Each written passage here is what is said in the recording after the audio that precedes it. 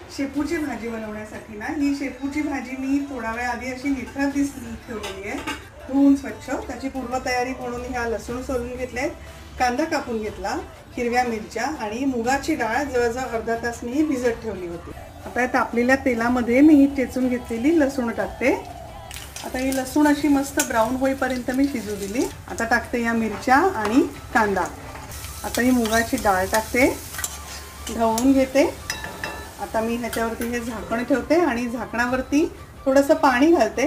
मग या पाण्याच्या वाफेवरतीच मी आतली फोडणी शिजू देणार आहे. कांदा शिजेपर्यंत आता ही शेपूची भाजी बारीक कापून घेते. फोडणी शिजली आहे. आता हळद टाकते. आता मीठ ढवळून घेतलं की आता ही भाजी टाकते. आता ढवळून घेतलं आणि खोबरं टाकलं, 5 मिनिटं शिजू दिली की भाजी झाली. खोबरं थोडं जास्त टाकायचं आहे. भाजी तयार.